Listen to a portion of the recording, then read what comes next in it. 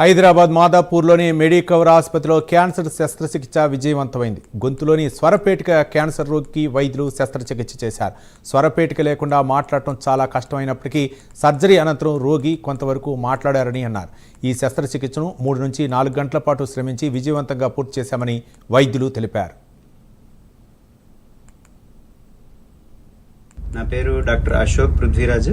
అంటే ఈవేళ ముఖ్యంగా ఈ ప్రెస్ మీట్ యొక్క ఉద్దేశం ఏంటంటే, మేము ఒక కాంప్లెక్స్ సర్జరీ లాంటిది, అంటే పేషెంట్ కి లారింగ్స్ క్యాన్సర్ అనమాట. అంటే స్వరపేటికి క్యాన్సర్ వస్తే దానికి ఒక క్లిష్టమైన సర్జరీ చేయడం జరిగింది.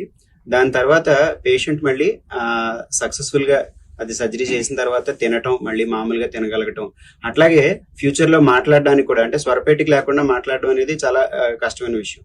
తర్వాత మాట్లాడడానికి కూడా దానికి తగిన అరేంజ్మెంట్స్ అన్ని కూడా చేయడం జరిగింది అనమాట. దీనికి ఆర్టిఫిషియల్ వాయిస్ కూడా, ఎలక్ట్రో లారింగ్స్ అంటారు దీన్ని. అటువంటి వాయిస్ బాక్స్ ద్వారా తన ఫ్యూచర్ లో మాట్లాడగలిగేలా కూడా చేయడం జరిగింది. మనం ఆల్రెడీ ట్రయల్ కూడా అవుతోంది. సో దానివల్ల ఏంటంటే ఆయన బాగా చేయగలుగుతున్నారు, మాట్లాడగలుగుతున్నారు. కాకపోతే పూర్తిగా ఇంకా మనం సర్జరీ అయ్యి 3 నెలలు దాటలేదు. దాటిన తర్వాత పూర్తిగా పెయిన్ అది తగ్గిన తర్వాత వాళ్ళు ఇంకా బాగా మాట్లాడగలుగుతారు అన్నమాట.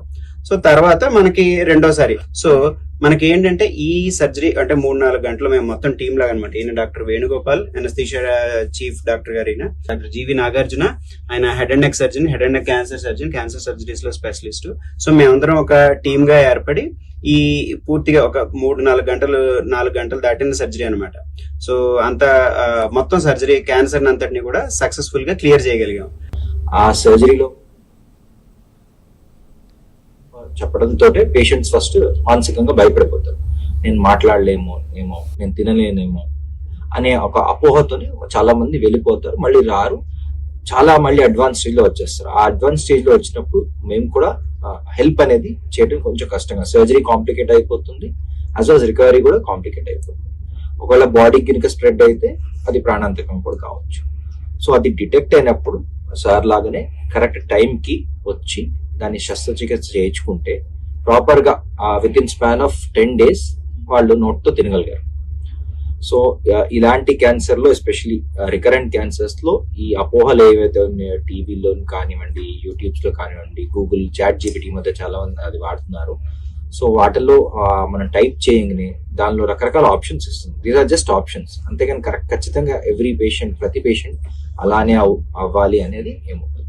సో ఈ ప్రెస్ మీట్ అనేది యాక్చువల్లీ అపోహ పోగొట్టడానికి, అంటే క్యాన్సర్ వస్తే ప్రాణాంతకం, క్యాన్సర్ సర్జరీ అయిన తర్వాత మనం తినలేము, మాట్లాడలేము అనే ఒక అపోహని పోగొట్టడానికి. ఇది చాలా సాధారణం. ఇట్లాంటి సర్జరీస్ మా హాస్పిటల్లో డైలీ జరుగుతూ ఉంటాయి.